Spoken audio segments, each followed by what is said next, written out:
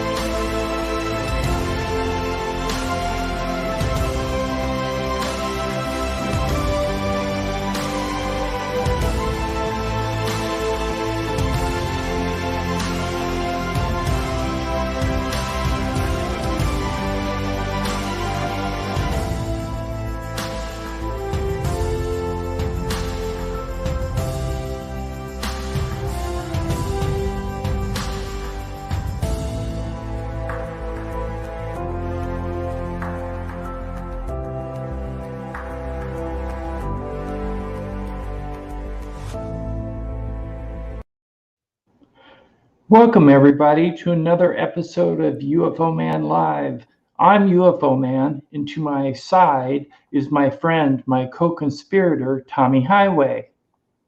Hello, folks. I'm Tommy Highway. I want to thank everybody for coming out. We've got a great show for you, as always. Tim, thank you for having me, brother. We're gonna knock your socks off tonight, really, folks. Okay. We're going to advertise a couple things first. We're going to advertise our coming up Halloween special on October 31st at 8 p.m. Central Daylight Time. We intend to step out of the box to do something that we've never done on UFO Man before. We're going to take a look into the supernatural. We're going to entertain you with a lot of different things. We're going to have two live psychics. One is a spirit medium, and the other one is like someone who can judge what your future is, your relationships, and such. We're also going to have a visit from two aliens from the Zeta Reticulum Star Council, High Commander Zork and Sub Commander Lork. So you might want to check in on that. And then we're also going to have a classic video or two, a scary story. We're going to have an a live EVP session, and much, much more. So hope you can be there on October 31st. Also, Tommy, you have something to advertise. What is that? That's right, Tim. Folks, I'm actually going to be covering the election live over at Tommy Highway TV. Tim and I are going to get together on this thing. We're going to give you several hours of coverage, probably 3-4 hours of election coverage. We're going to be there through the whole process. We're going to tell you who's winning, who's losing, who's tied, all that good stuff. It should be a great show. And I also want to just take a moment to actually wish my mother, Candy, who's in the chat, a happy birthday. That's Mother Highway herself. So happy birthday, Mom. Folks, if you don't mind, give it up for my mother. That'd be great. Thank you. Yeah, happy birthday, Candy. And by the way, Candy, his mother, is going to be one of our psychics. She's also the one that's going to be doing the tarot readings. So if you're interested in coming on the panel, showing your face, and having a reading done, feel free. Plus, she can also do tarot for you. Mm-hmm. So that is something to look forward to on the 31st. Okay. Before we do anything else, I would like to play our advertisement for our Halloween special. Here we go.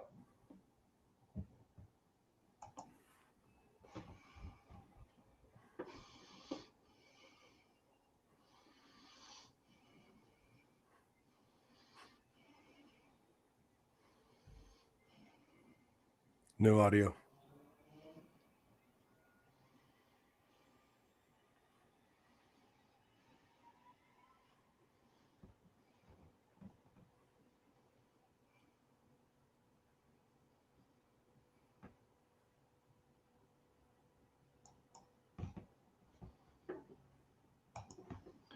Okay, hope you can attend that special. We do have a big night planned. We plan on going from about 8 till 11 o'clock p.m. So you can pop in whenever you're available. After the kids are done trick-or-treating, stop by, sit back, relax, and have a good time.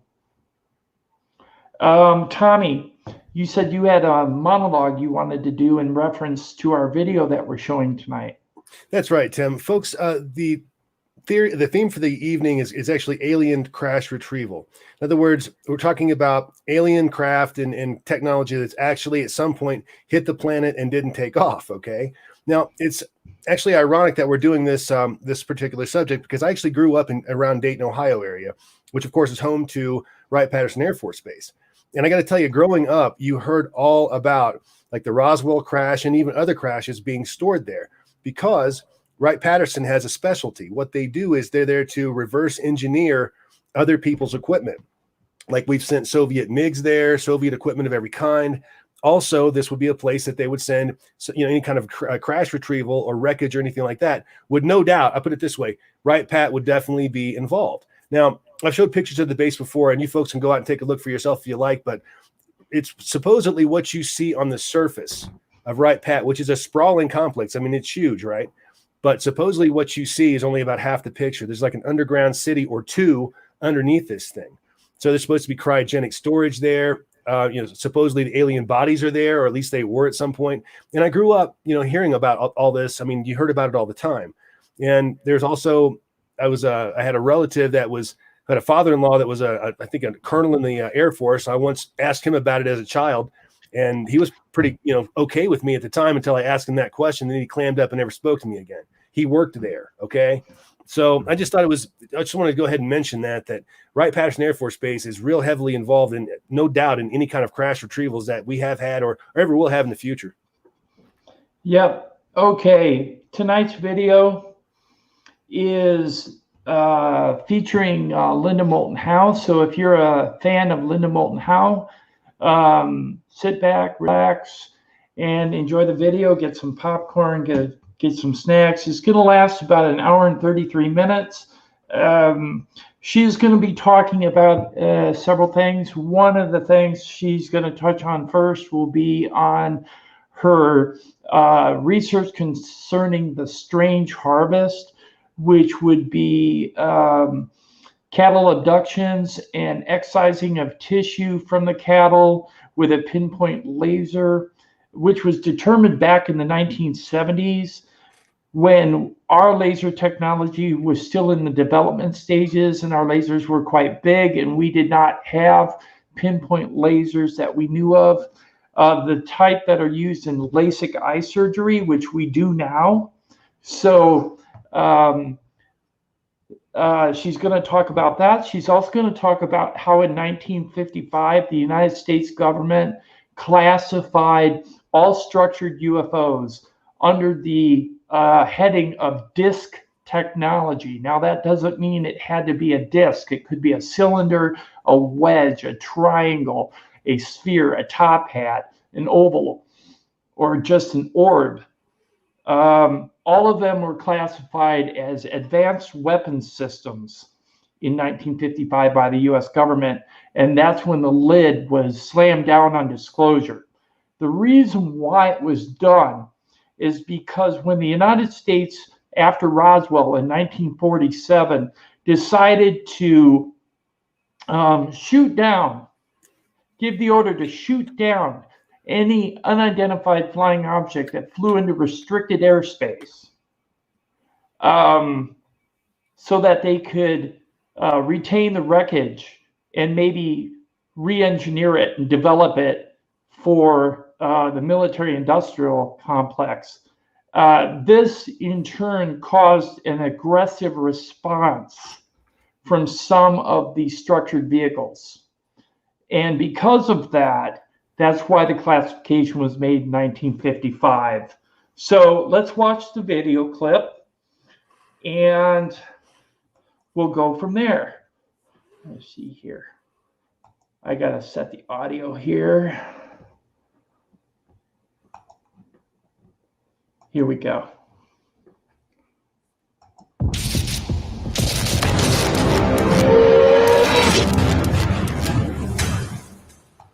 where I remember the first one that I ever spoke or presented was in Houston, Texas in 1980. And that was after the first broadcast of the television program I had done, A Strange Harvest, trying to get to the bottom of I thought Colorado and then region and then Northern Hemisphere, and then realized Southern Hemisphere and the global phenomenon of animal mutilations that law enforcement kept linking for me to something from outer space.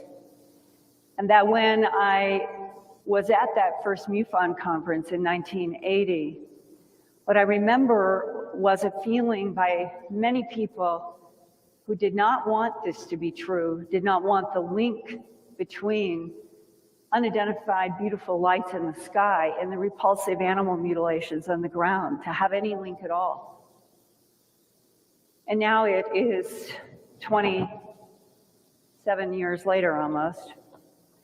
And in this leading many kinds of journalistic lives of investigating global warming and many other subjects, the one thing that has dominated my own mind and my own search has been, what does the government of the United States know? And why would something as big as an extraterrestrial presence on this planet interacting with Earth life, why would this be kept from the human family that should deserve to know, especially in the United States of America, what its elected leaders are supposed to be basing their decisions on, what the general populace contributes in terms of not only tax dollars, but having knowledge and an evolution in this country. And for some of you who are familiar with my 2-volume book, Glimpses of Other Realities, Volume 1 and 2, I have a very large military section in Volume 2, as well as a lot about animal mutilations, crop circles, and government knowledge and cover-up having to do with the human abduction syndrome in Volume 1. And I'm referencing them because several people have asked me if I had them here and they wanted some autographed copies, and they are so big and so heavy that I don't travel with them, and I often don't ship, because I just say, please go to my news website, earthfiles.com, where those books are always available. And I reference them because what I'm going to share with you tonight has really grown out of the work and the contacts and the discussions that I had in preparing Glimpses in Volume 1 and Volume 2 that took a decade to produce.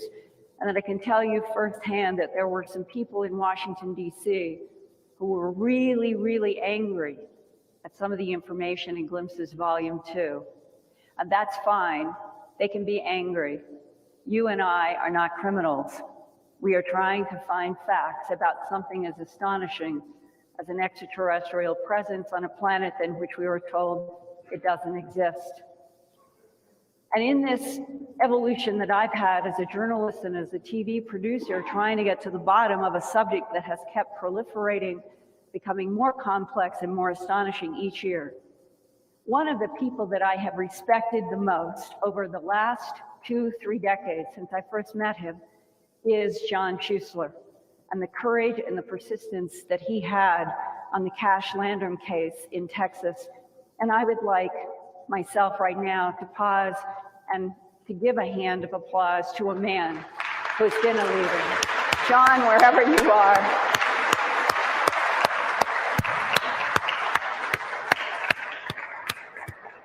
Thank you for persisting with your work and for sustaining MUFON and for continuing in your own efforts to try to support as it is transitioning to new leadership, which hopefully will expand into what I consider to be some of the most important work, and that is the hard, slugging, physical evidence. It's hard work to go into the field. It's hard work to approach animals that smell like something you'd like to run away from rather than cut tissue from. But those are the data points that have helped get me to this moment standing before you in, I hope, sharing with what I think are some of the hard facts about why this government, in cooperation with other governments for at least 60 years, has had a policy of denial in the interest of national security. It was a little more than a decade ago, in the early 1990s, that a Las Cruces, New Mexico resident named Andrew Kistner met me to talk about leaked documents and information from two military sources at White Sands Missile Range. Their information was about our government's military aggression in the 1940s and 1950s against an alien disc technology, the disc technology's retaliation, and the American government clampdown to keep the truth from the media and the public. It was in the late 1990s that Andy Kistner decided that he would run for office in the state of New Mexico and was elected state representative for Doña Ana County, where he lived, which was in Las Cruces, not far from the White Sands Missile Range. During Andrew Kistner's 2 years in state government, he was frustrated by the firm blocks around the alleged 1947 UFO crashes in the very region that he was representing in New Mexico government, and was getting private, secret information coming from Naval Research Lab and White Sands contacts, but couldn't make a dent as a politician in the state trying to get to the bottom of what the government knew and why it was covering it up. But he did contact Congressman Steve Schiff of New Mexico in the congressman's own effort to open up more facts about the Roswell events. But even that congressman was blocked. And I'll be talking a little bit more about that in a few minutes. Andy Kistner told me that his private White Sands sources not only told him many details about the disc technology that they categorized as extraterrestrial, but that the sources had an explanation for why there has been such a strict government policy of denial about the facts since the early 1940s and perhaps before. And as I am going to move forward with these insights from Andy Kistner's investigation, I would first like to set the stage a little bit with what was being discussed among President Harry S. Truman's Majestic 12 Special Studies Group assigned to investigate the extraterrestrial biological presence on Earth in his special executive order dated September 24th, 1947. And this is according to alleged government documents leaked to aerospace engineer Bob Wood, PhD, and his son Ryan, who I think most of you are well acquainted with, and Majestic 12, www.majesticdocuments.com is one of the most important resources on the net. They have been investigating Majestic 12 documents for at least 15 years, and the Majestic 12 group and a Majestic 12 panel.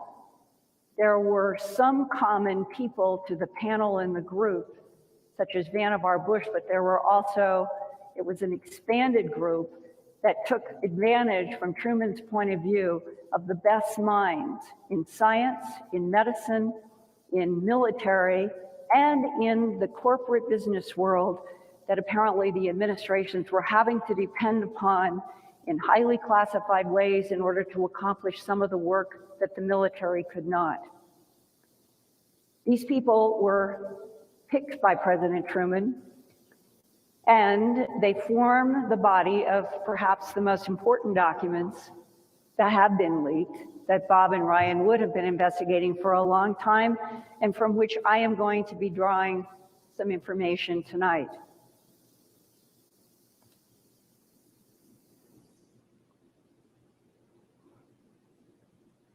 It looks like that I don't have there.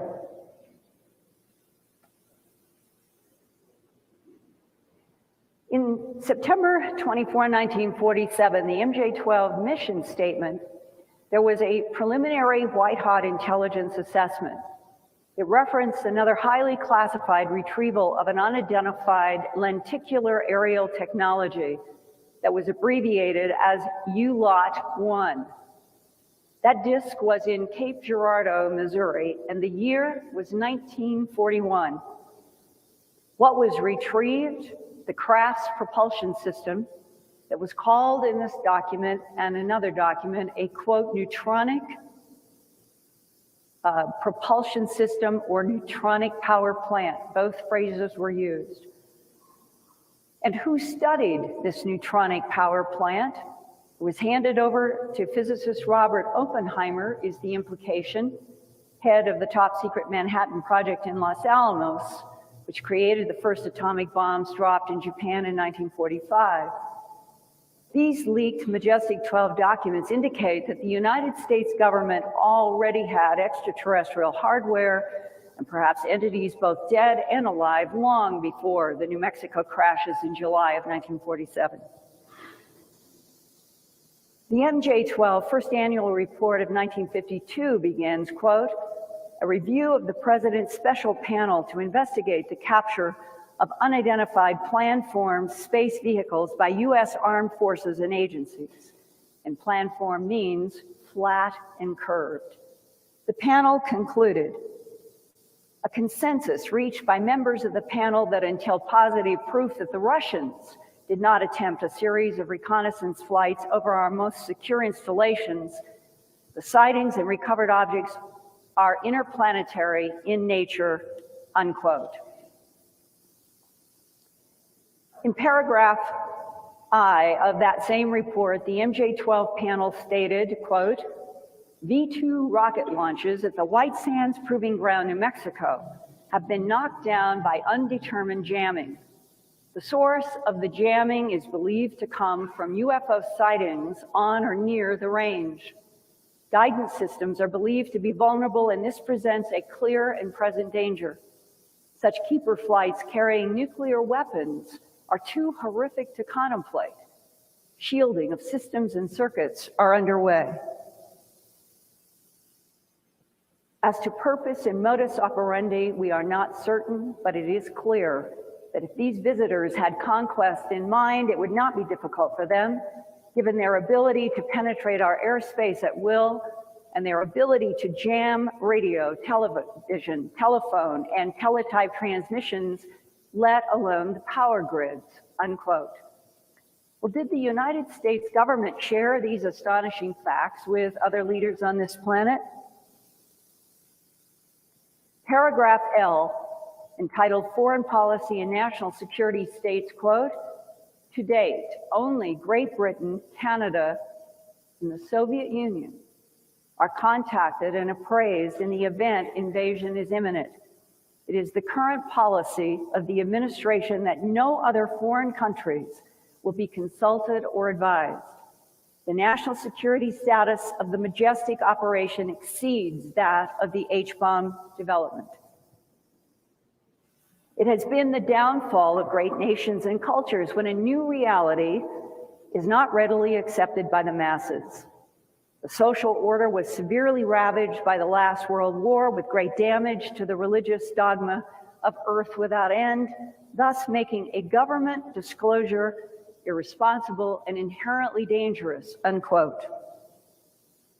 Under paragraph P, government policy of control and denial, MJ-12 expressed concern about controlling the press and said, quote, it is the recommendation of the President's special panel with concurrence from Majestic 12 that a policy of strict denial of the events surfacing from Roswell, New Mexico, and any other incident of such caliber be enforced. An interactive program of controlled releases to the media in such fashion to discredit any civilian investigation be instituted in accordance with the provisions of the 1947 National Security Act, unquote. In Annex B, paragraph 21, the panel chairman, who was MIT physicist Vannevar Bush, PhD, argued for, quote, funding air defense projects that would be useful in combating the new menace. That's Vannevar Bush's term for the discs, new menace. Instead of developing ballistic missiles, which have proved to be useless, and he meant in attacking the discs. President Truman had appointed Vannevar Bush to be head of the Office of Scientific Research and Development, also known as OSRD. And OSRD's largest project was the Manhattan Project at Los Alamos. Vannevar Bush was also in the President's Majestic 12 group to study the extraterrestrial presence. The MJ12 panel added an Annex C, paragraphs 2 to 3, in their first annual report that warned, quote, "Men, equipment, weapons vanish without a trace. In all instances, the disappearances occurred in tropical climate and in the heat of battle or near combat zones. Missing aircraft, pilots, and crew are of special concern to the military when no explanations fit the usual reasons outside of combat. One such incident is the disappearance of a flight of 5 U.S. Navy TBM-3 Avenger torpedo bombers from the Naval Air Station in Fort Lauderdale, Florida on 5 December 1945. It is believed that Flight 19 encountered a phenomenon of celestial nature. Celestial refers to the sky or heavens. The last known radio transmission from the instructor pilot was heard by a ham operator, and it was, 'Don't come after me. They look like they are from outer space. I'm at 2,300 feet. Don't come after me,' unquote." And then 2 years later, on January 7th, 1948, and about 7 months after the Roswell UFO crashes, U.S. Air Force Captain Thomas Mantell tried to pursue a large silver disk near Godman Air Force Base, Kentucky, but he died in the subsequent crash of his plane. The Majestic 12 panel quoted the last radio transmission from Captain Mantell, quote, "It appears to be a metallic object, and it is of tremendous size," unquote. The panel further explained that when Godman personnel arrived at the crash scene, Mantell's F-51 was found in many pieces, not large sections, as one would from a free stick descent. The wreckage contained unusual damage, as if Mantell's plane was repeatedly hit by shotgun blasts.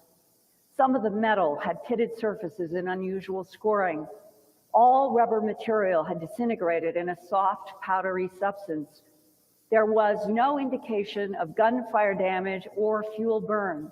The crash site and debris exhibited an unusually high amount of radiation of undetermined nature. MJ12's Annex C, paragraph 5 continued from 1949 to late 1950, there have been several crashes of B-36 bombers on routine Arctic patrol that bear all the earmarks of the Mantell incident. None of the crews were found. The atomic bombs were not recovered, thus creating a serious problem for the Air Force when nuclear weapons are lost over friendly countries, unquote.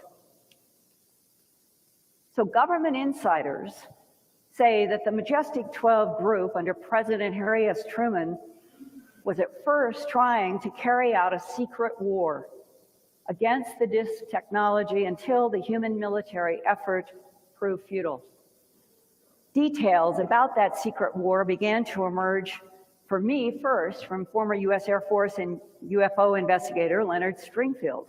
It was back around 1984, and Len told me he had firsthand knowledge from the years when he was working out of Dayton and was working on his sort of colleagueship with some people in the Air Force on UFO reports.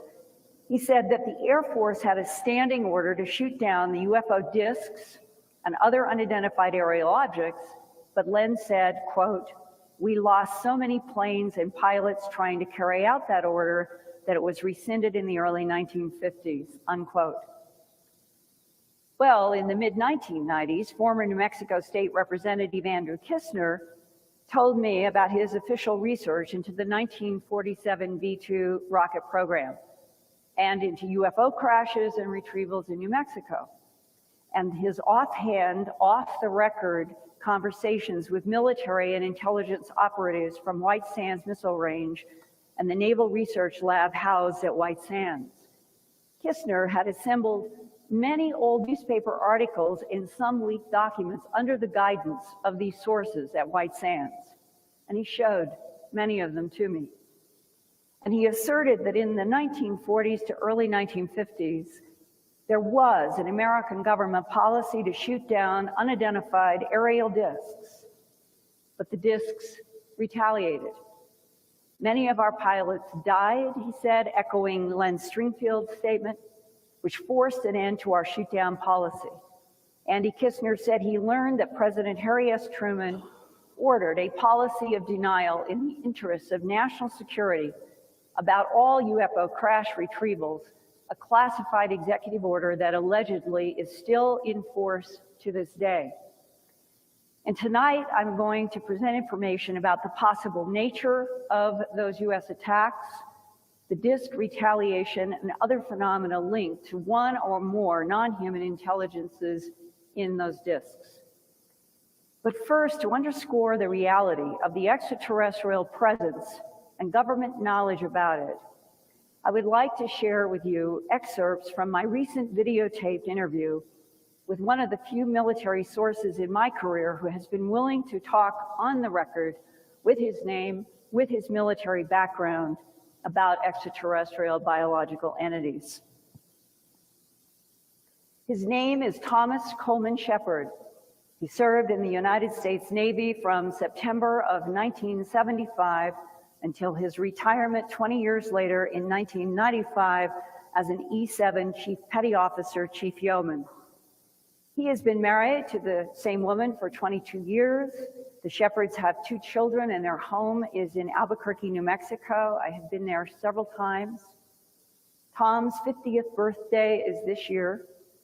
And he now wants to go on the record about his extraterrestrial knowledge because he told me when he contacted me in February, quote, "I cannot believe our government is still keeping it a secret," unquote. He strongly feels that the public should be told the truth. He said, "Our taxpayers' dollars have been paying for this for a long time. We deserve the facts." Now we're going back 30 years to Thanksgiving night in 1976, and Tom was stationed at White Beach Naval Base in Okinawa, Japan. At that time, he was a seaman apprentice to the staff of Commander Amphibious Group 1, and most of his work was clerical.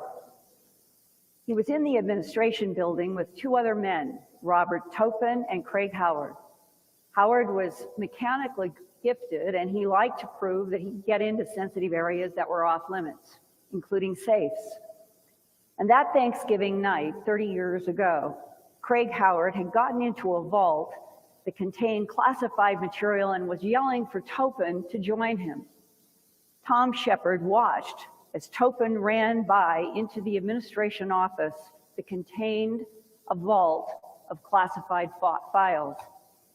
Shepard wondered what Howard had found that was so urgent. And listen now as retired Navy Chief Yeoman Tom Shepard tells what happened.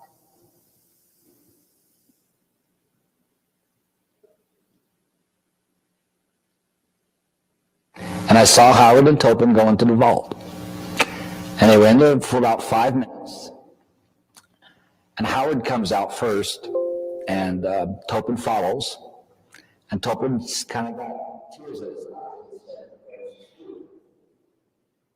Well, this really caught my attention, so I was really astounded to hear, this kind of reaction from him.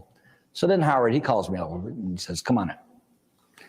So I go in there, right, and it's a vault, and it's a small room, and it's got the filing cabinets and the safes.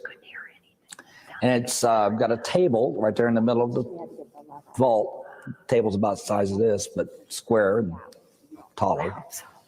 And on that table, he had this file laid out. And this file was, it was like all spread out on the table here, okay? And it had photographs and documents and the covers and everything. And he said, "This is what it's all about." And he handed me one of the photographs. And I looked at it, and I had no idea what I was looking at. It was an old black and white photograph. It had a old truck in it. And down on the ground, and you could tell they were out in the desert, was some sort of a creature. It looked like, well, what I would call now an alien creature. I had no idea what I was looking at back then. So I said to Howard, well, what am I looking at here? He goes, well, what do you think? I said, I don't know. He says, alien creature from outer space, you big dummy. And I go, no, it is not. And he goes, oh, you're looking right at one of these and you still can't believe it? Won't believe it? That's incredible. So I looked at that photograph, and I looked at another photograph that had them laid out on a skid, and looked at 2 other photographs, and they had a very dark black background, and one of them was a headshot, and the other photograph was of it an elongated shot on a type of gurney. And I looked at the documents, and there was a lot of red ink, top secret. One of the words was magic, and magic was spelt with a J. And I even made a comment to Howard. I said, look at here, they can't even spell magic right. They spelled it with a J. It just looked like an old file, but the gauge of the year would have to be from the 30s or the 40s, just based on the truck. The aliens sort of looked like that one down in the Roswell Museum, but different too. Because it's black and white, you couldn't really get a lot of tone with the kind of skin it had. But if I had to describe it at all, it would have been like snake skin in sort of way. Can you explain that further? They had a whitish kind of appearance, but you could tell it had some color to it. And if I had to describe it as matches any other type of animal that I know of, it would have been like that of a white snake, say. And could you discern scales? Not really, no. No, but you could tell that they just looked like bumps, and who knows what they were. And it was throughout, but mostly like on the arm area and on the head area. And was this being wearing any clothes? No, you could tell that. And here are some renditions of drawings that I made of the photographs that I saw in Okinawa. And what you have here is a desert and the alien entity. Here's the guy in the jeans and the cowboy boots. Here's the truck, and here's the entity in the truck looking out. And in the actual photograph, though, you could barely make him out because of the angle of the sun and what it was doing from the slats to him. So I had to actually have this pointed out to me. This is what we call the photograph number 1. This is another rendition. This is at the aircraft hangar. Okay. Pretty much, this is really a rendition because of the angle at all. I really am not an artist, okay, so I couldn't really draw it to the right angle. But over here is the military man in his khaki pants, his brown shoes, and this is the front of the aircraft hangar. This is the opening here. And I tried to, what really stood out for me in this photograph was the angle of the slants from the panes of the windows from the hangar, of the style of hangar that it was. Mm-hmm. And here's the alien that's mostly intact, and next to him or it is the other alien that was crumpling in a fetal position, and most of its side had been badly damaged. And here's the alien that's next to it. And I tried to make a rendition here of the crumpling and everything, but I didn't do a good job really. But most of its head, as I recall, was badly damaged either through charring of some sort or other damage. And burned. Or burned, yeah. Okay. And here's another rendition. Now in the photograph, this is of course all black, okay? But what you're seeing is where the flash took the photograph of what you see here, and it's a gurney in an elongated fashion, okay? And the alien entity laying on top of the gurney. And there you have it. And evidently in the same space, they took a close-up of the alien's head from the neck on up with the same black background. And here it is, as I best recall. I tried to get as best to make it look as real as I could by not giving too much detail with the eyes. But the eyes, the sockets are very almond-shaped, and they're fatter up here and they skinny down, okay? They're fatter here and they skinny down. And the blotting I'm trying to describe here, okay, looks sort of, well, veiny, I guess you could say, or just bumps. And that was the best I could describe it here. And this reminded you of reptilian? Yeah, you could tell that it was sort of reptilian-ish, but at the same time, no, you really couldn't because of the black and white photo, okay? I do recall that its neck was, in comparison to its head, really this skinny, and it had a lot of wrinkles. As if it were old? No, as if it was just the way it was. The way it was. But did that remind you also of a reptile? Mm-hmm. Yeah. I tried to make a description of how long its fingers are and in comparison to its wrist. Mm-hmm. This is a better drawing, okay, of its hand, palm in this fashion, all right, without a thumb. If it had a thumb, it was this sort of a nib-looking thing here. And it did have these slanted tip fingertips, and on the tips, you could tell it was sort of a roundness, or what I call a suction cup.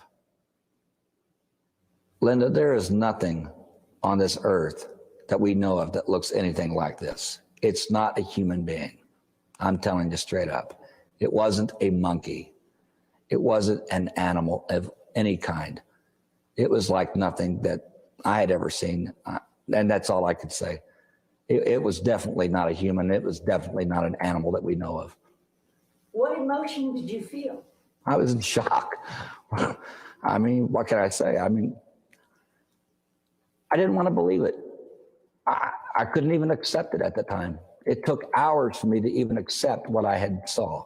Even with a guy that was older than me that was telling me, look at what you're looking at here, okay? These were not fakes. This was real stuff. I was overwhelmed.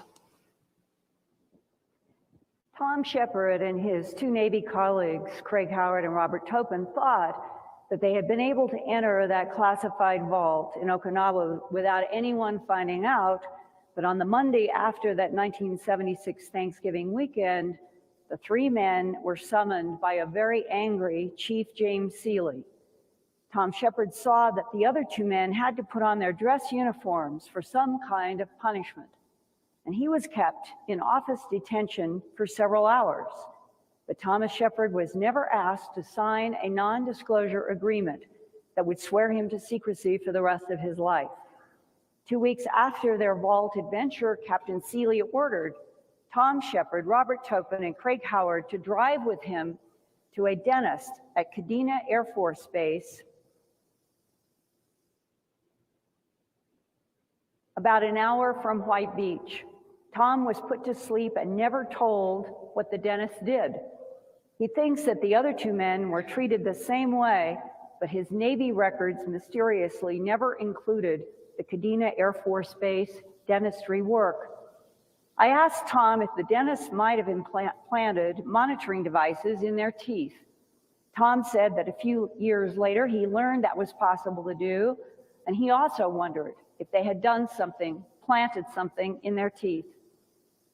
That tooth bothered him after the Okinawa dentist visit, and finally it was pulled in the 1990s back in the United States by a civilian dentist who asked Tom Shepard, quote, "When did you do intelligence work?" Tom said, "I never did intelligence work," but he said, "Linda, I could not tell that dentist what happened in Okinawa." Several months after the three men were taken to the Kadena Air Force Base dentist, Tom learned more from Craig Howard, that the vault photos and files that were stamped MAJIC on the back of the photos, on the outside of the files, and on the file documents, that the subject was a disc or disc plural crashes near Roswell, New Mexico in the late 1940s.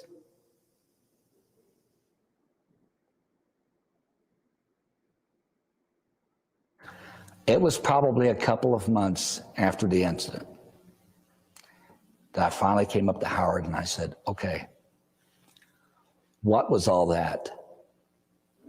And tell me what you know about what we saw. And he told me about Roswell. And he said that, he said two things really. He said that he had heard of Roswell before and that he did see Roswell in those documents. And that flying saucers, or whatever you wanted to call them at the time, did crash in New Mexico in the 40s, and that the government, or the military, whatever you want to call it, okay, recovered the bodies, and we've been hiding them ever since. I eventually transferred in March of '78. Topin got accepted for a naval officer candidate school program, and Howard transferred sometime in '77. And I'll never forget that day either. What happened? Well, he had made second class, which was E5, okay? And I thought he was doing really good. And there at the last minute, or within weeks of having to have gotten to re-enlist, he backed out. So I came up to him on the day he was leaving. He was in his uniform. And I said, Howard, you know, what gives, man? You know, life is good. You made second class. Why are you getting out? And he said, Tom, I just can't do it no more. I said, does it have anything to do with, he said, the vault, you know, what we saw in that? And he looked at me and he got beet red and he was shaking his finger at me and he said, don't you ever bring that up to me again. And that was the last thing I ever heard from him. And I haven't seen him in over 30 years now. Did you take it from that comment that he had been punished because of the vault incident? I believe that, well, it's either one of two things. I think they jacked with him myself. I think they gave him threats. But it could have been just that he knew a truth and it wasn't going to go anywhere. And he didn't like that.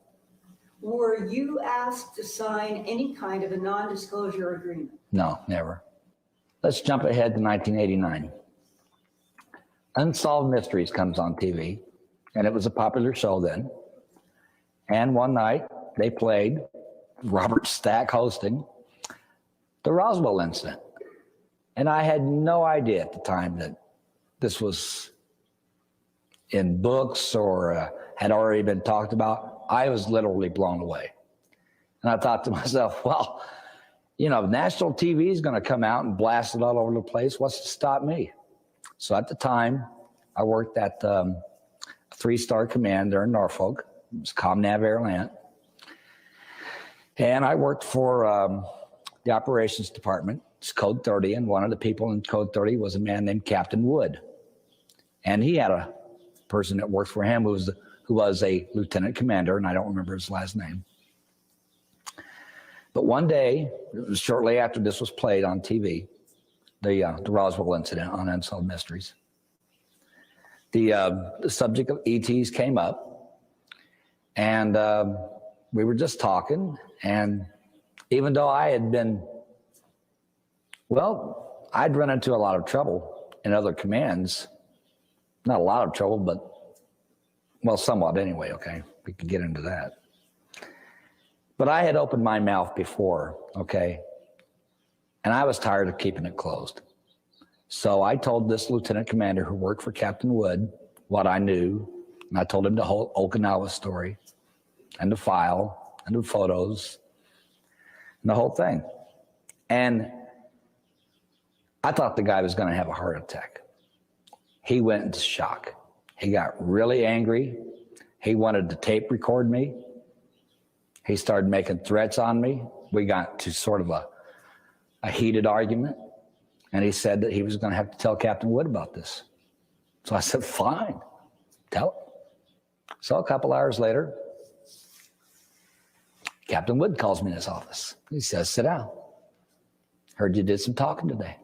And I said, yes, sir, I sure did. You want to tell me what you told Lieutenant Commander down there? All right. So I told him the whole Okinawa story. And he said, all right, I'm pretty convinced that you saw what you saw. But just so you know, we don't call them aliens. I said, we don't? No, we call them EBEs, for extraterrestrial biological entities. I said, all right, well, that makes sense.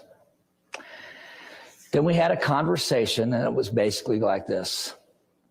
I asked him why we had kept this under wraps for all these years, and what did it have to do with the military and the whole thing. And he gave me some descriptions about it. He said that since that period of time and on up till, present day, that You're talking about the 40s to 1990? yeah, the 40s to 1990. Right. Okay. That they had been using this, and it was all for good reasons. They had been using what? Well, I've never really understood that either. They've been using the technology that the aliens gave them, or they've been using the crashed vehicles. Even though he said that, okay, it was just sort of inference that, yeah, the whole thing that we recovered, okay? So that's how I took it. That our government was using? Yes, what we had recovered. For purposes of military advantage. I asked him if the president knew, and he said, can't go there. I asked him how this might have an effect on the society and religion. And basically the whole thing was people couldn't handle it. That there'd be too much shock. And we've got to maintain this under wraps. It could be disruptive to society. It could be disruptive to the Bible. And so, I asked him, I said, well, look, yeah, you have the Bible, okay, but it's not like as if people aren't going to, people are going to just quit believing in Jesus or anything, okay? Come on. I said, no, but, this could open the door to several other things in the Bible that, we wouldn't want. And religions to have to deal with, okay?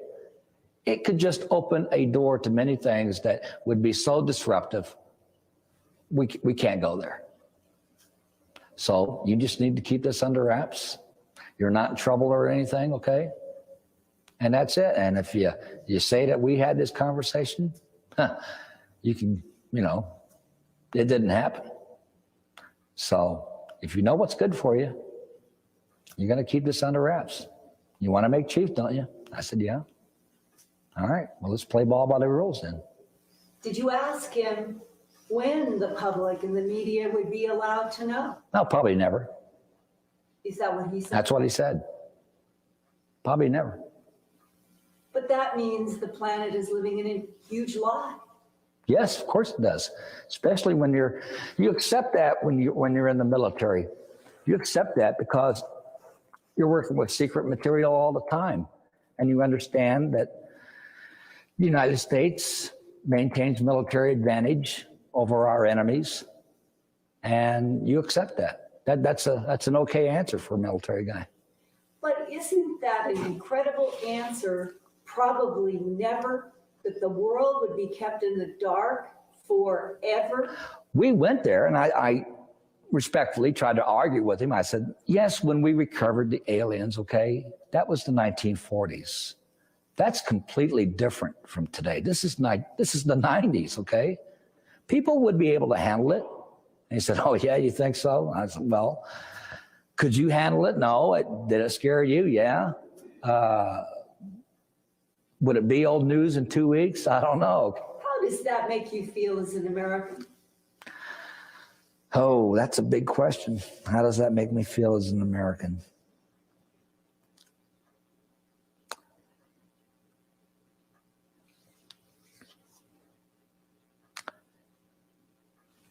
I think the public should be given the truth. And that's all there is to it. Enough is enough. For years, I've understood the need for secrecy, but I can't accept it no more. Not for this, not to arrogantly and outlandishly just come right out with books and in media to say Roswell didn't happen. It hurts.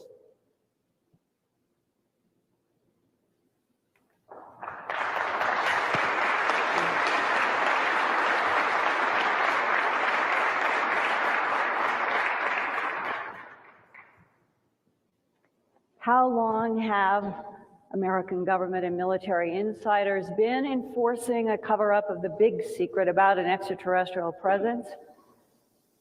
Well, for at least 35 years before Thomas Shepard and his Navy colleagues got into that classified safe in Okinawa on Thanksgiving night of 1976.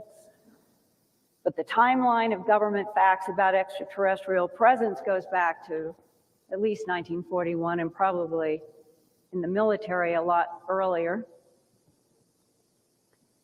The MJ-12 panel described the scientific probabilities of crash retrieval technologies and concluded that the DIS technology was, quote, extraterrestrial in nature.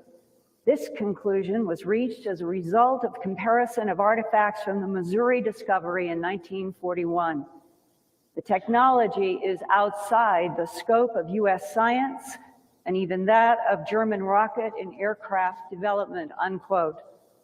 The line through from the Missouri indicates that this was a draft which was still being edited.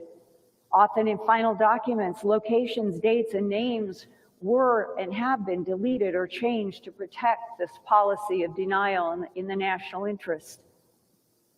And that neutronic device from the Cape Girardeau crash was allegedly shared with physicist Robert Oppenheimer after he took on the work of building an atomic bomb in the Manhattan Project at Los Alamos, and apparently had the gift of extraterrestrial insight in that neutronic propulsion device. There is also very public evidence that the US military on February 24th to 25th, 1942, a year later, attacked at least one, perhaps two craft described in government documents as celestial. America's involvement in World War II had officially been declared on December 7th, 1941, when Japan attacked Pearl Harbor, Hawaii.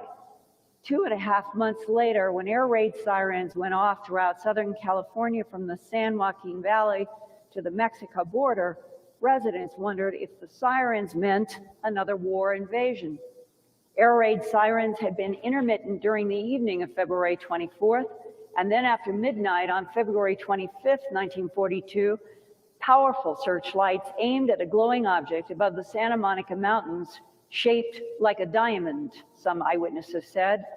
Minutes later, America's 37th Coast Artillery Brigade fired off 1,430 anti-aircraft shells at the UFO.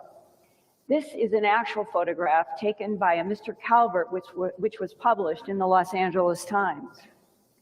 That February 25th, 1942 newspaper headline reported, quote, Army says alarm real, unquote.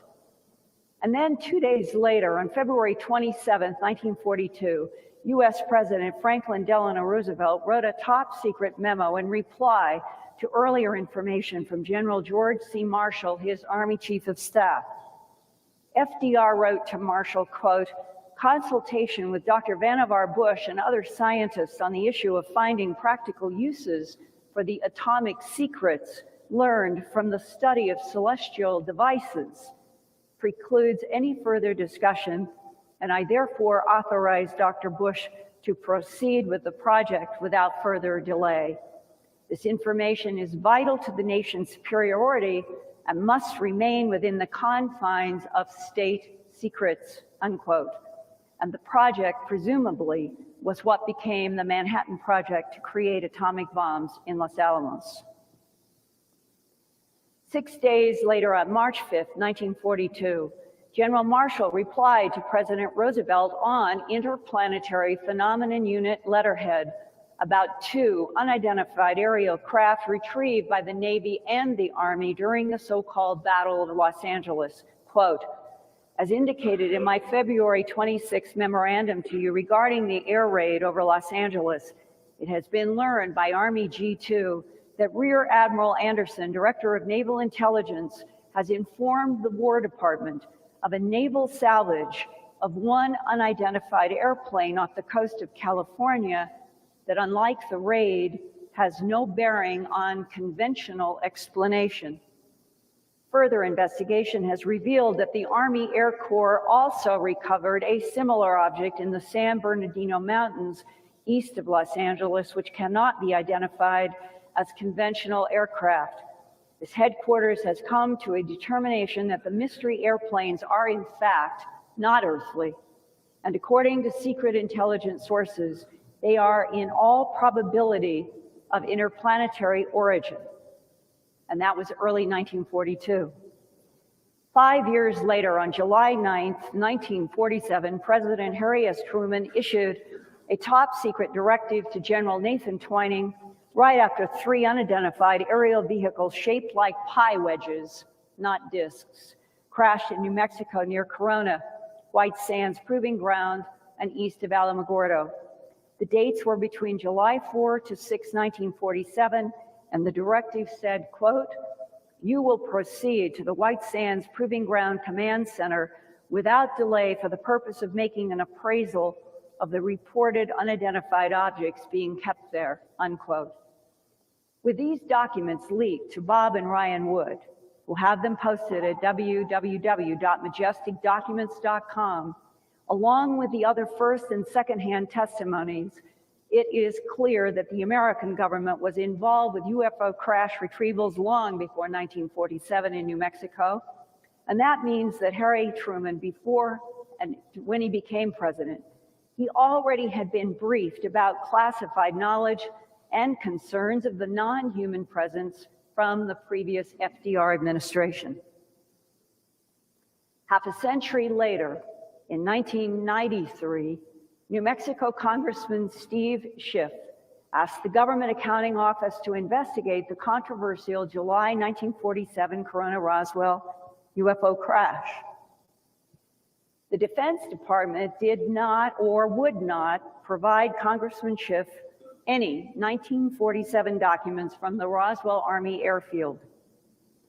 The excuse was that messages sent from the Roswell base in 1947 had somehow been destroyed without authorization. That DOD reply so angered Congressman Schiff that he held a news conference to express his frustration. Schiff told reporters, quote, the GAO report states that the outgoing messages from Roswell Army Airfield for this period of time were destroyed without proper authority, unquote. Those messages would have shown how military officials in Roswell were explaining to their superiors exactly what happened. Congressman Schiff said, quote, it is my understanding that these outgoing messages were permanent records which should never have been destroyed. The GAO could not identify who destroyed the messages or why, unquote. One of former New Mexico State Representative Andrew Kistner's most important sources was a high-ranking officer at White Sands Missile Range who died in 1998. In addition to the urgency of keeping all information about advanced ET technologies retrieved from the crash disks away from human enemy nations, the American government had other reasons for a strict policy of denial in the interests of national security. Government insiders saw on radar and in photographs how advanced aerial devices easily kept pace with our rapidly moving B-2 rocket tests. Government insiders knew that this technology could jam electromagnetic devices and stop electric power grids. Government insiders knew the disks have a beam technology that can lift up and lower animals and people. Government insiders concluded at least one non-human agenda is to harvest genetic material from animals and people transported by that beam technology. And government insiders learned that the non-human intelligence has and will retaliate if attacked. In 1994, I received from Andy Kistner his unpublished book manuscript entitled Peculiar Phenomenon: Early United States Efforts to Collect and Analyze Flying Discs. He felt that the public should know what he had been learning from insiders at White Sands and his colleague at the Naval Research Lab. The facts were, he said, that UFOs had been seen and photographed during V-2 rocket launches, and that anti-aircraft artillery was deliberately fired at those discs. I've been electronically reprinting Peculiar Phenomena at my news website, www.earthfiles.com, and we're now up to about part 20 or 21. And here is a brief excerpt, quote, "The most highly classified episode in American military history began with a series of events on May 15, 1947, that ultimately resulted in the crash and recovery of at least 2, probably 3, and possibly 4 extraterrestrial flying discs. This was accomplished by deliberate anti-aircraft artillery fire and surface-to-air missiles. On the issue of wedge shapes, triangle shapes, cigar shapes, round shapes, lens shapes, Andy said it was simply understood at White Sands. Disc technology was the phrase that covered them all." The U.S. Army's actions in using anti-aircraft artillery fire and surface-to-air missiles to attack the disc technology either caused or was a response to offensive, overt acts initiated by flying discs themselves. Whatever flying discs are, they are not defenseless. Their special weapons were, and even now, are unconventional.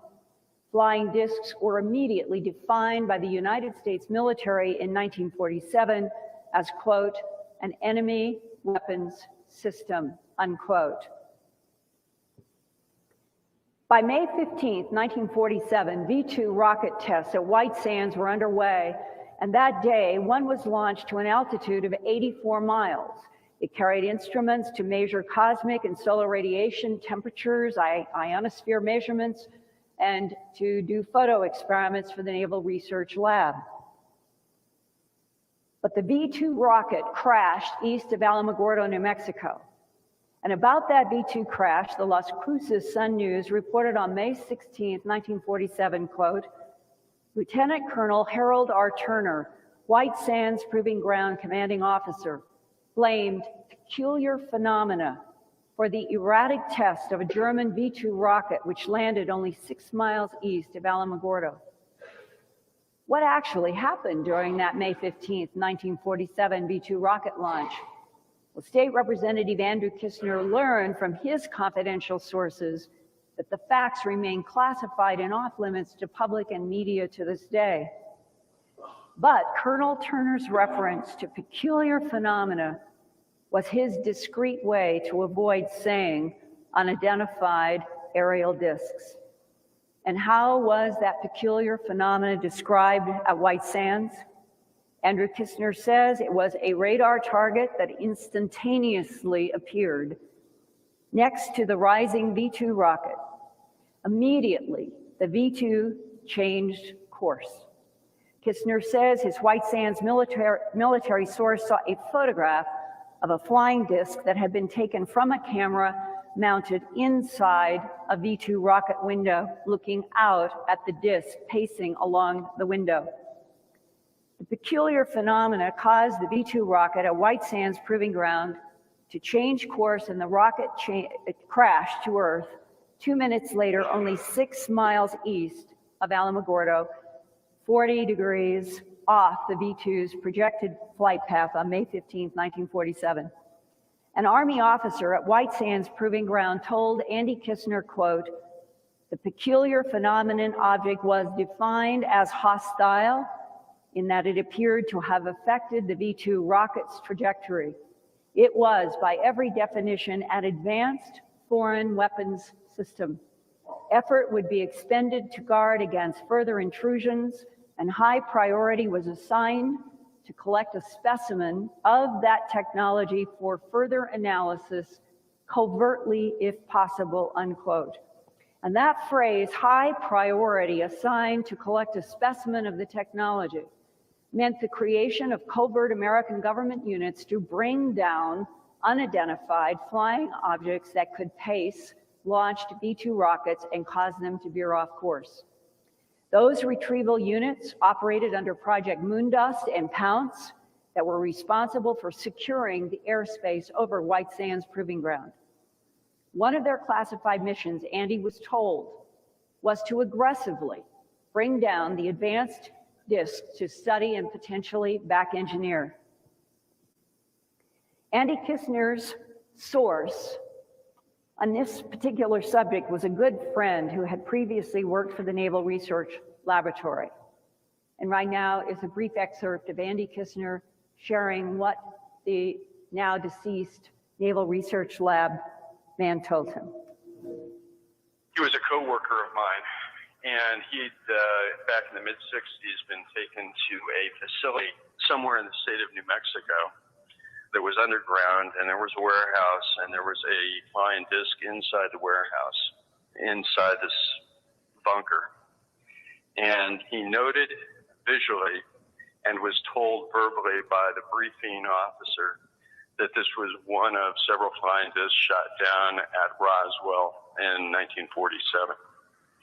He observed and was told was that it was shot down with 20 millimeter cannon fire. And he observed on the flying disc penetrations of the skin and exit holes through the top of the aircraft, through the top of the flying disc, and was told that it was a product of 20 millimeter cannon fire. According to the Smithsonian National Air and Space Museum, quote, in July 1944, the Navy's Bureau of Ordnance requested Section T of the Office of Scientific Research and Development to study anti-aircraft missiles to counteract the Japanese Oka piloted bombs and other suicide weapons sent against the United States in the Pacific.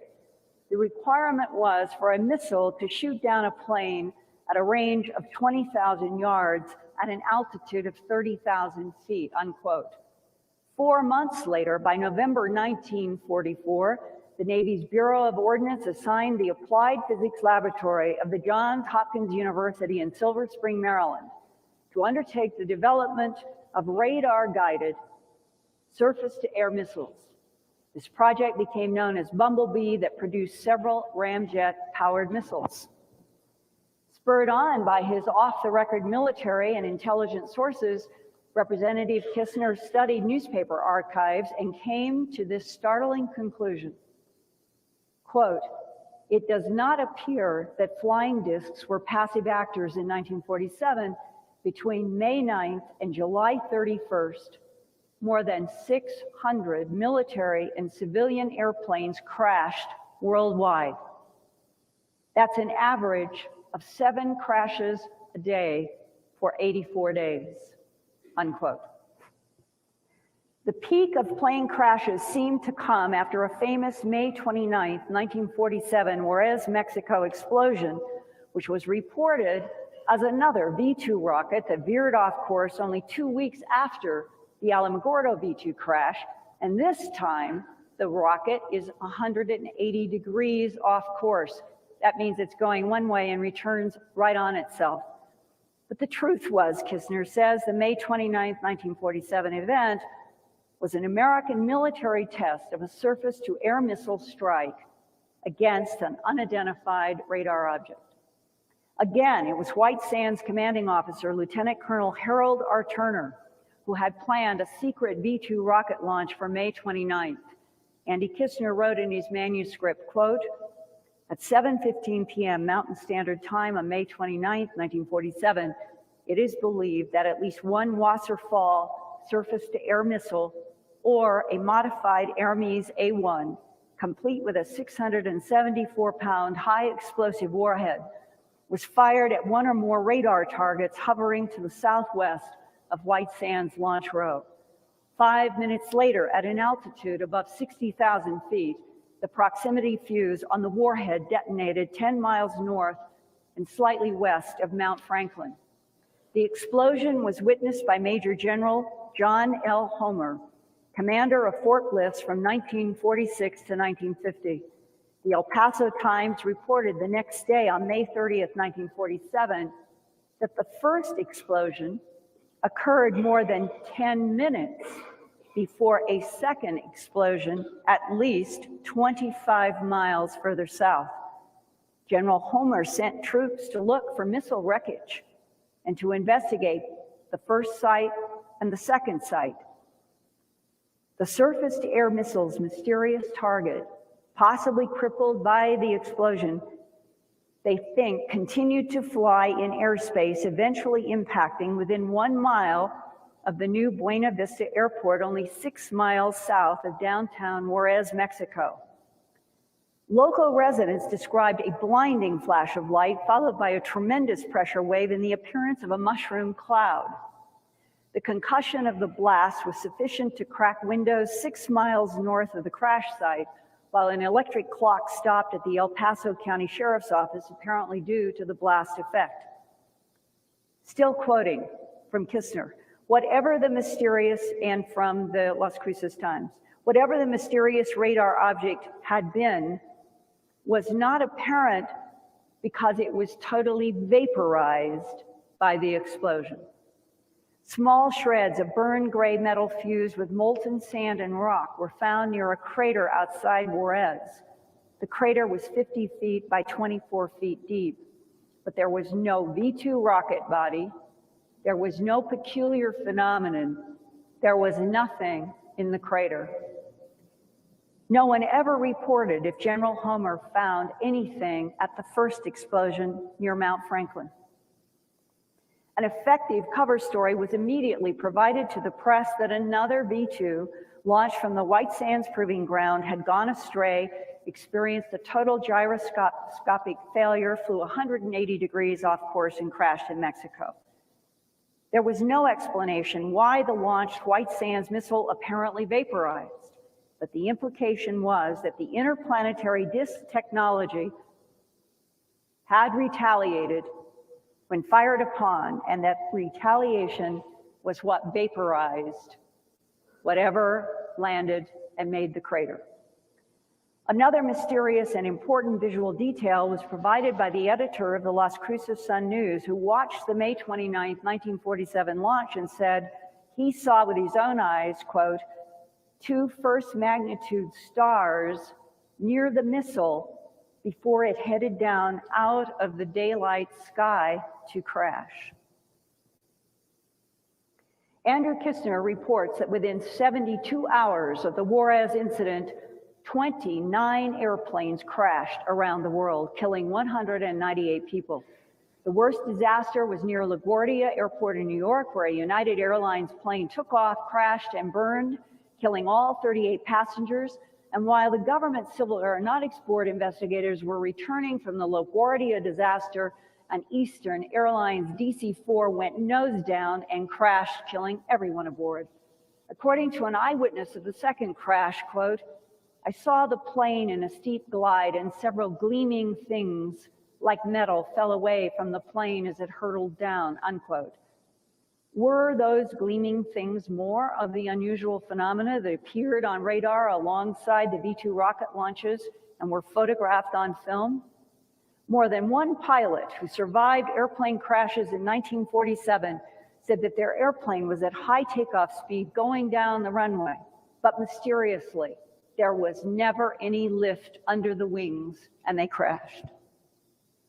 By June 15, 1947, President Harry S. Truman ordered a special board of inquiry to investigate American air safety.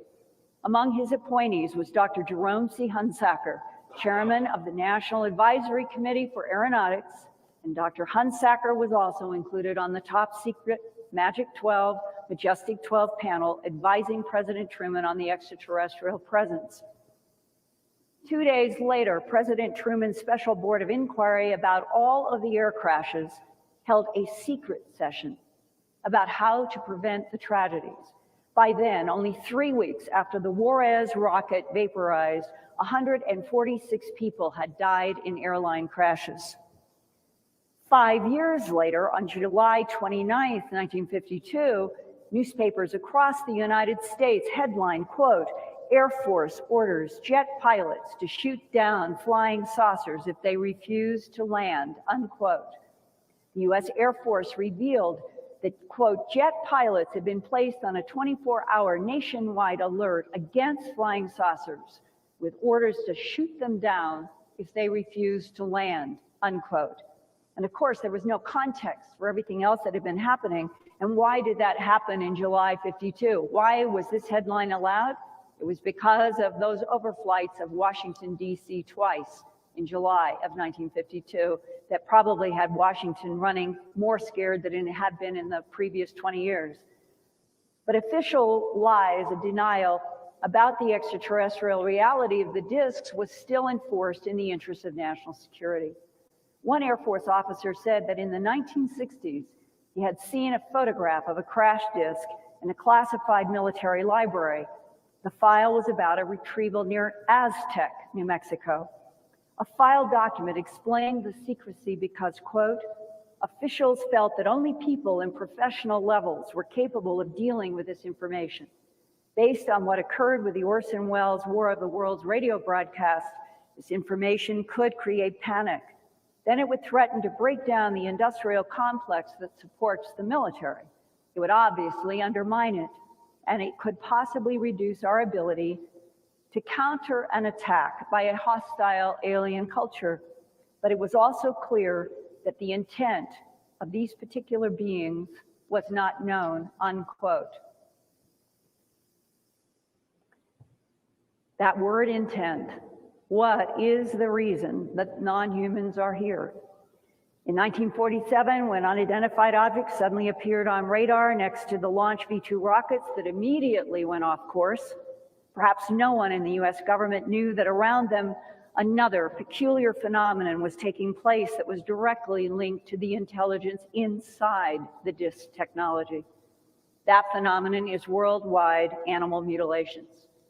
For the last 27 years as a TV producer and investigative reporter, I have tried to find facts about that question. What does the United States government actually know about entities and technologies from UFO crash retrievals which have provoked an American policy of misinformation and denial in the interests of national security since at least the early 1940s? Simultaneous with the policy of denial, the American government and corporations have back-engineered the very same technology that they have denied and ridiculed to the public and the press as weather balloons and swamp gas. Back in 1983, while working on the documentary project for HBO entitled UFOs, the ET Factor, I met an elderly rancher who lived in Corona, New Mexico. He said that he had known Mac Brazel, the rancher who found strange debris on his land, and went to the Roswell sheriff to report his discovery during the 1947 4th of July holiday. That Corona resident told me, quote, "I heard there was a horrible secret about that crash." Perhaps the answer to the horrible secret is a major reason why there has been an official American policy ever since to deny ET existence at all costs. And that policy could have been provoked by the fear and shock President Truman and his close associates felt when they allegedly learned that dissected bodies and animal parts were found inside and near at least 2 of the UFOs that crashed in New Mexico in July of 1947. That startling revelation is in the Interplanetary Phenomenon Unit document leaked to Bob and Ryan Wood. At the beginning of my talk about February 25th, 1942, and the artillery attack on the diamond-shaped object over Santa Monica, I showed that Army Chief of Staff George Marshall corresponded with FDR on Interplanetary Phenomenon Unit letterhead. During 1979, hundreds of cattle, horses, and other animals were reported dead with bloodless excisions of the same body parts in Colorado and surrounding region. exactly the same type of unusual animal deaths that law enforcement had been reporting since at least the early 1960s. I wanted to get to the bottom of the unsolved mystery and produce the documentary A Strange Harvest. The bizarre, bloodless animal mutilations were not happening only in Colorado. I learned that animal mutilations were occurring all over the United States, Canada, and many other countries, all with the same pattern of tissue removed from their bodies. An ear, an eye, a circle of flesh around the eye, half the jaw flesh removed, the tongue excised, and a vertical cut deep within the throat, as in this Sterling, Colorado case back in the summer of 1976. Half the udder was bloodlessly removed from this pregnant cow's white belly between noon and 5 hours on a bright noon sunshine day when the ranch owners were working outside only 1/4 of a mile from that pasture. Many times the excisions have had serrated edges, which veterinarian pathologists have confirmed were made with high heat. Perhaps the most startling discovery in animal mutilation research has been particles of pure bovine hemoglobin on animal bodies, such as this 2,000-pound black Angus bull discovered in Red Bluff, California on January 17, 1997. There is no known medical way to produce pure hemoglobin except in a laboratory centrifuge. But these particles were found around the bull's large circular chest excision. It was by investigator Jean Bilodeau, and she sent them to biophysicist W.C. Levengood for analysis. Infrared spectroscopic examination of the particles found on the bull's chest and testicles proved that the material was pure bovine hemoglobin. And here's the top spectra that shows the hemoglobin particles found on the bull's testicles.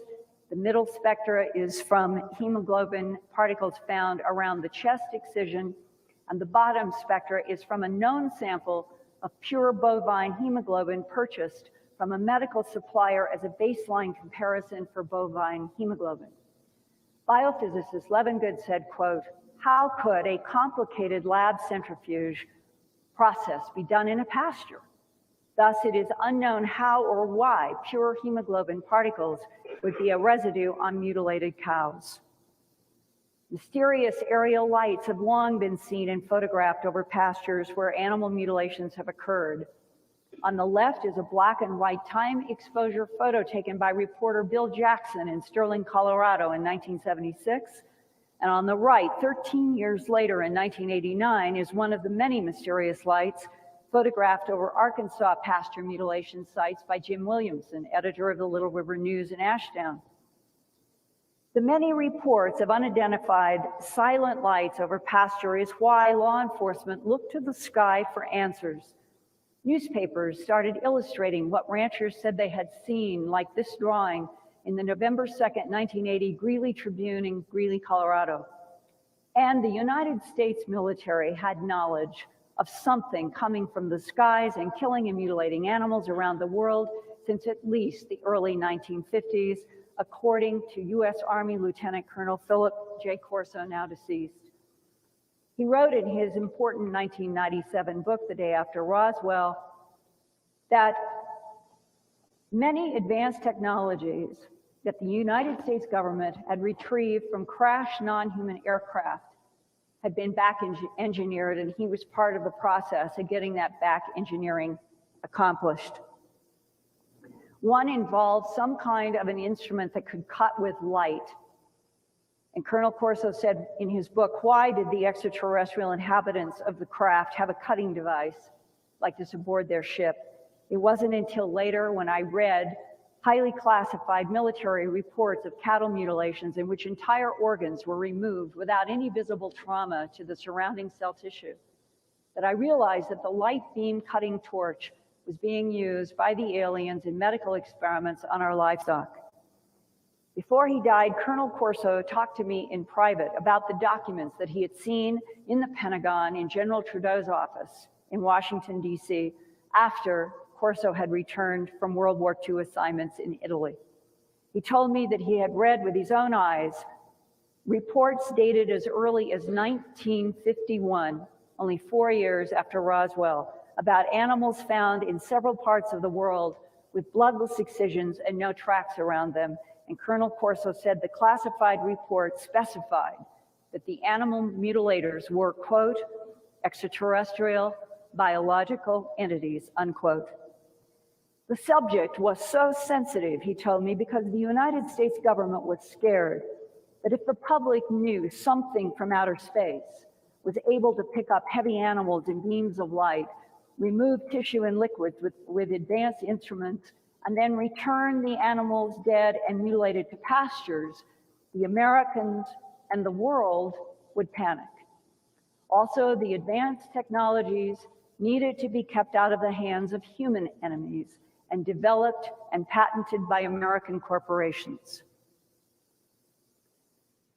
Going back to the Corona rancher who told me there was a horrible secret at the UFO crash site in Corona, New Mexico, I think the horrible secret was that dissected bodies of some kind were found outside the crash between Corona and Roswell, while animal parts were found inside the crash vehicle near the Trinity site at White Sands Proving Ground. One of the many important documents gathered by Bob and Ryan Wood and displayed at majesticdocuments.com is classified Top Secret Ultra and entitled Interplanetary Phenomenon Unit Summary, Intelligence Assessment, dated July 22nd, 1947. This IPU document begins, quote, the extraordinary recovery of fallen airborne objects in the state of New Mexico between 4 July to 6 July 1947. On page 6 of the IPU document, 5 alien bodies are described as they were found with a crashed aerial vehicle at a site on the northern end of the White Sands Missile Range in July of 1947. The site is called LZ2 in the report, which means Landing Zone 2 on White Sands territory between the Trinity site and Oscura Peak. Landing Zone 1 is defined as the crash site between Corona and Roswell. A third Landing Zone 3 is defined as 30 miles east of Alamogordo on or near the Mescalero Apache Indian Reservation.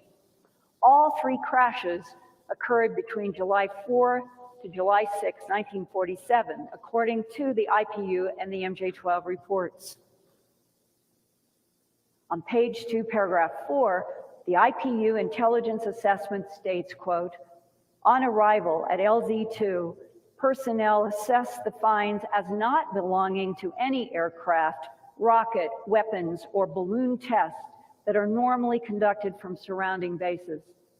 First reports indicated that the first crash investigators from Roswell Army Air Force found that at LZ1 was the remains of an Army Air Force top secret Project Mogul spy balloon.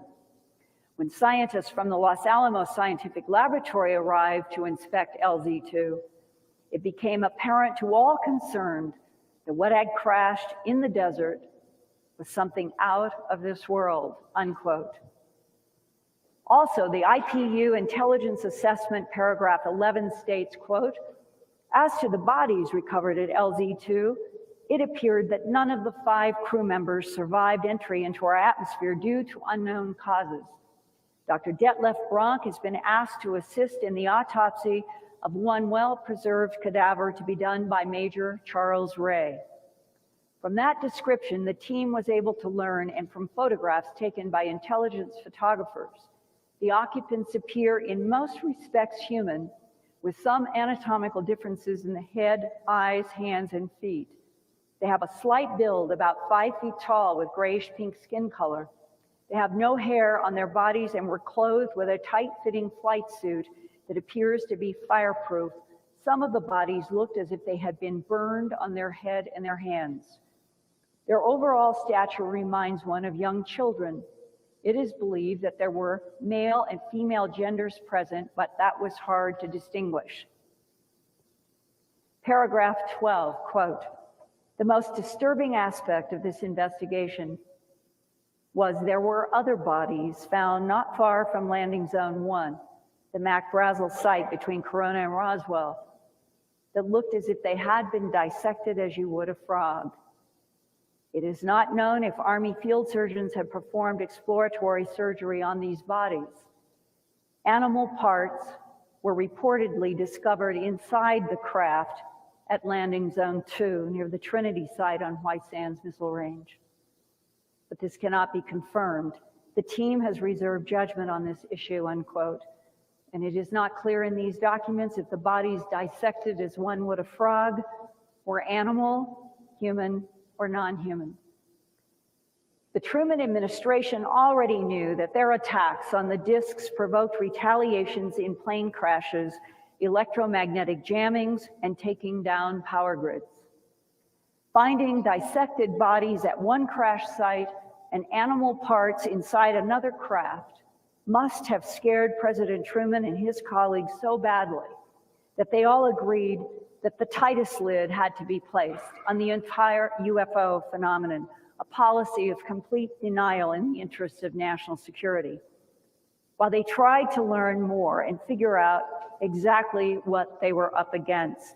Thus, the reason for the National Security Act of 1947 that created the Central Intelligence Agency, the Majestic 12 Special Studies Group, and presidential executive orders that required everyone associated with the extraterrestrial investigations to lie, to misinform the press and the public in order to prevent panic and to maintain national security.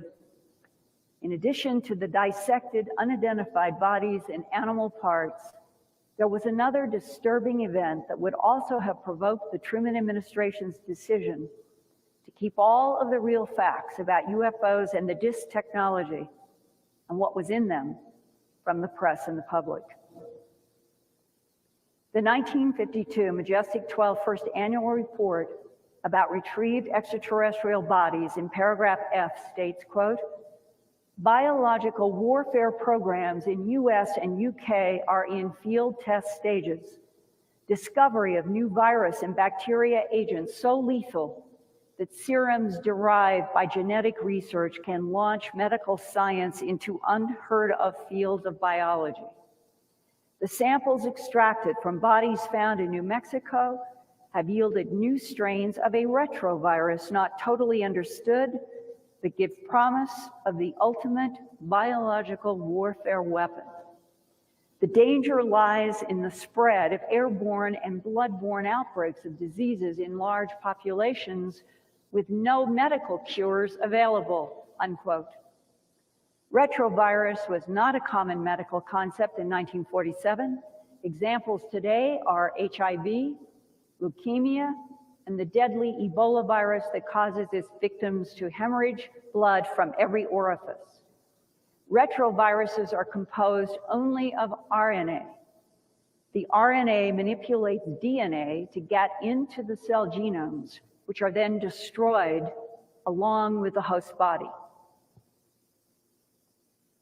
Paragraph 8 in Annex A, paragraphs 8 and 9 of the top secret MJ-12 First Annual Report states, quote, the panel was concerned over the contamination of several special engineering detachment personnel upon coming in contact with debris near the power plant of the crashed object. That SED security detachment, I have learned, was from the 509th Composite Group based at Los Alamos with the Manhattan Project. One SED technician was overcome and collapsed when he attempted the removal of a body. Another medical technician went into a coma only 4 hours after placing a body in a rubber body bag. All four were rushed to Los Alamos for observation. All four later died of seizures and profuse bleeding. All four were wearing protective suits when they came in contact with body fluids from the occupants of the crashed vehicle. Paragraph 9, autopsies on the 4 dead SED technicians are not conclusive. It is believed that the 4 may have suffered from some form of toxin or a highly contagious disease. Tissue samples are currently being kept at Fort Detrick, Maryland, which is probably where they are today in July of 2006. Paragraph 13. In the opinion of the Senior Atomic Energy Commission medical officer, current medical equipment and supplies are wholly inadequate in dealing with a large-scale outbreak of the alien virus, unquote.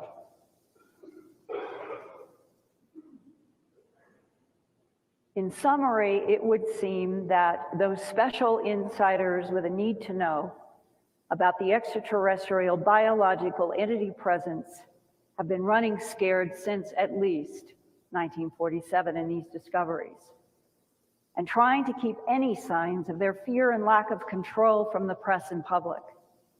But at the same time, their goal was to get the extraterrestrial craft any way they could, including trying to shoot them down in order to gain and sustain military superiority over American human enemies and maybe their perceived non-human enemies with the advanced technologies.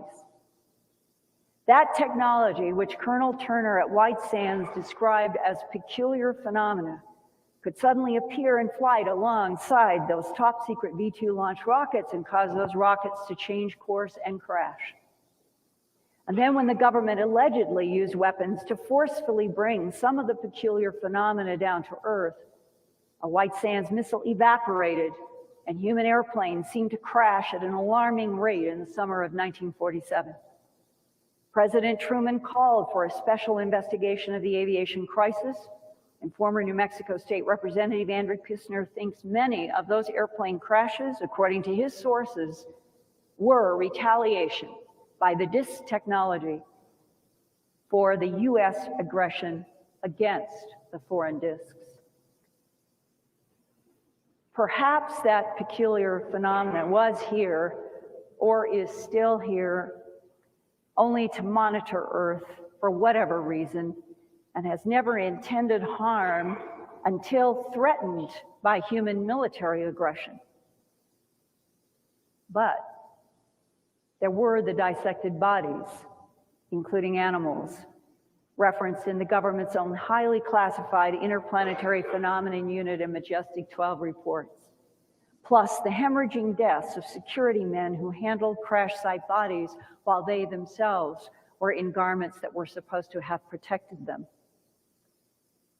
The animal mutilations are famous for being bloodless, without tracks, associated with mysterious lights and beams, and continue worldwide to date.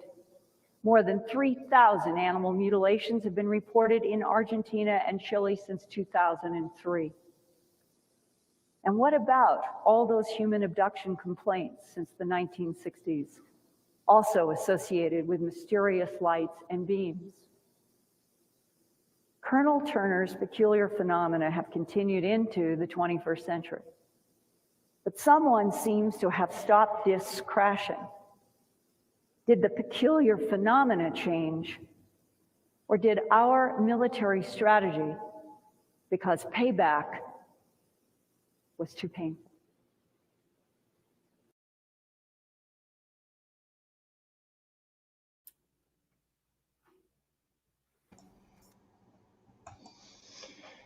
So, what did you think about that, Tommy? Well, I think she's fantastic. She speaks on a number of different subjects, and as far as ufology, even science, things of that nature. Excuse me. She's really fantastic. But I did come away with a few thoughts. I took a few notes here, folks, and this is in really kind of no particular order. First of all, speaking of retaliation, alien craft retaliating against things like missile tests, installations, electromagnetic attacks, those kinds of things. Now, I thought it was very interesting because remember the New York blackout? When was that, Tim? Like the 2000s, I believe, early 2000s, the big blackout. Okay, the one where nobody freaked out and killed everybody else. Everybody was cool. That one. Right. Anyway, they say that was one of the theories I'd heard is that was actually a UFO involvement. Okay, that actually UFO disrupted the power grid. I don't know. I never really heard anything concrete on that or whatever, but that's just one of the things. Right. I heard it was an EMP blast from the actual craft that was actually filmed passing over the city. So it could very well have been. or it could just be a cover up. Don't know. True, exactly. Or it could Don't have been really know. or it could have been just an old power grid that failed. I mean, who really knows? We'll never know the truth of that. No, even if it's benevolent, we'll never know the truth, because that's how sneaky and secretive the government actually is. Okay, the other thing I came away with is, okay, we're really kind of choosing our words on this because of the YouTube censorship and all that. But let's just say the cow thing, you guys know what I'm talking about, where tissues excised and what have you. Okay, the problem I have with that being a government operation is why? I mean, the United States government, why would you want to create a controversy? I mean, they can't grow their own cows out in Montana somewhere and do whatever the heck they want to do to them. You know what I mean? Why would you want to go and grab somebody's cow, do whatever they do, this precise surgery on this animal, right? And then drop it back off and create a controversy? I just can't get there. I mean, unless, of course, what they're trying to do is also create hysteria among the public. Because if they make it seem like it's an alien ship coming down and taking the cow and then bringing it back, dropping it off, then they create the fear factor. I'm going to quote someone that a lot of people don't like, but I'm still going to quote him. Dr. Stephen Greer says that stagecraft anti-gravity discs are used to create hysteria among the public, and that they've been testing it off and on for over 60 years. So what I'm going to say to you is this: what if the military industrial complex is actually the ones doing these cattle abductions, not originally back in the 60s, because our laser technology wasn't advanced enough to do the excising of the tissue with a pinpoint laser back then. But now we have that technology, and maybe it was reverse engineered from alien technology, but we do have it. I mean, just reference LASIK, eye surgery, or any type of surgery done in a hospital. When they want to cauterize something, they use an intense beam of light. So what I'm saying to you is we have it now. So maybe the military industrial complex is involved at this point. According to Linda Moulton Howe, she said that the two are commingled. Extraterrestrial originated abductions of cattle and people, and military industrial complex abductions that are staged. So what I want to say is, if that's the fact, then there is a lot to be concerned about. Why they're doing it, have no clue. I mean, there's a lot of theories. One theory is that they're checking the tissue that is soft tissue for like damage from radiation in the ground or poisoning in the ground, to see how much is occurring within the tissue. And I guess soft tissue is the best place to check for it.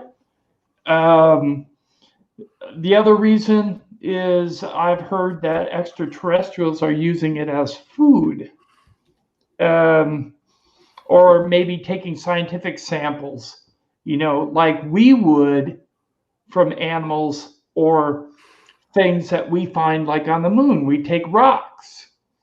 They're taking vegetation and animals, and in some cases people. So that's my idea. What do you think, Tommy? Well, I'm thinking like, forgive me, but I've been in the IT field for decades now. I think like a technician. Okay, I'm thinking I need an animal that's very closely related to the human species, which at this point is the cow. We have a lot of similarities to the cow, okay, especially our reproductive system. And basically, what if I need a big uterus? Okay, what am I going to use? I'm going to go and I'm going to get a cow, right? And if they have a way to preserve this uterus or be able to use this uterus outside of the animal, all right, because that's what's being taken. They're taking the reproductive parts of the animal, the uterus, the ovaries, all that stuff, and that kind of thing. That seems to be like a common theme when it comes to cattle abduction. So I'm thinking maybe it's that. Maybe it's part of the alien reproductive experiment that's going on, that sort of thing. that's a possibility in my mind. I just can't figure. Although they are also taking tissue around the mouth. Right. Soft they're tissue. They're coring out the rectum. They're taking udders. Mm-hmm. They're taking the soft part of the neck. So it kind of leads you to expect that they're using the tissue for other reasons besides reproduction. Well, are they building something with it? It could be, or are they using the DNA? I don't know. But it is a really unique situation. And I think Linda and Moulton Howe really said everything succinctly and to the point. What do you think, Tommy? Oh, again, she's just fantastic. You can go out on YouTube and find a lot of her stuff out there. Every bit of it is the kind of thing you can sit down and just absolutely get lost in listening to this woman. Very, very smart lady. Very well connected. Got a lot of sources, that sort of thing. Very credible person. Credible person. And that's what it really takes to, at least in this business. Well, let me put it this way. When it comes to ufology, there are a lot of crackpots out there, and there are a lot of shysters and people that are pretending to be something that they're not. Tim and I were talking about Clifford Stone recently, just chit-chatting about it. I personally am not a big fan of Clifford Stone's, but I guess that's a story for another time. But that being said, she's very credible, and just any way you look at it, her record is credible, a very credible human being. And, so you have to take that into account. But it's mind blowing what she had to say there. I mean, there was just so much, and, she just laid it out there matter of factly, like, this is how it is. It's just a lot to take in. You know what I mean? Okay. Well, one thing we want to say is this. We want to advertise again our UFO Man Live Halloween special. And to do that, we're going to play another clip. Here it is.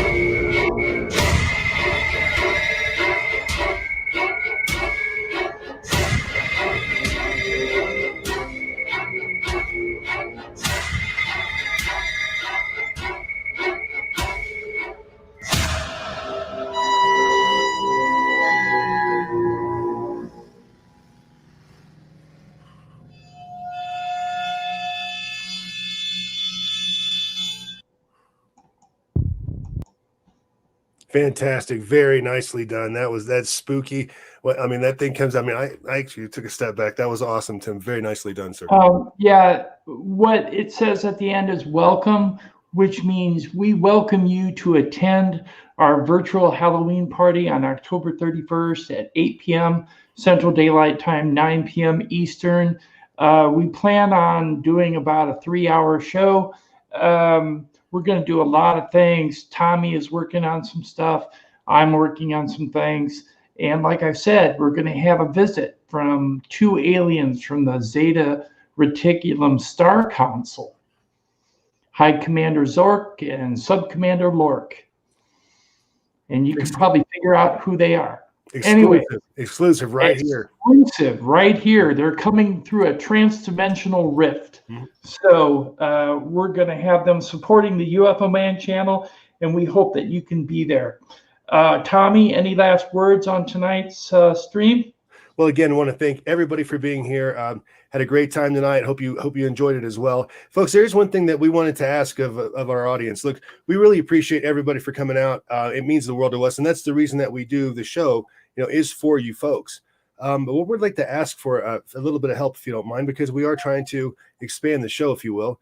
If you could maybe take some of our links and actually share them to your social media sites, whether it be Facebook, Twitter, Parler, whatever your particular favorite flavor is of social media. If you could share those out, that would really help the channel out a lot, and we'd really appreciate it. Okay, and one thing I want to show is this. This is our flyer. We're going to have an EVP session. We're going to have 2 psychics where you can get psychic readings. We're going to have tarot cards being read. We're going to have the visitation of the aliens, a scary story from Tommy Highway, and maybe a couple classic horror films. So if you can attend, please do so. It's going to be a great party, folks. You'll love it. We're going to have a great time. A lot of really cool stuff planned for you. Yes. And we really thank you for being here this evening. I hope you learned something. We did. And we hope that you enjoyed the show as much as we did as well. And as always, thank you for watching. Thanks, folks.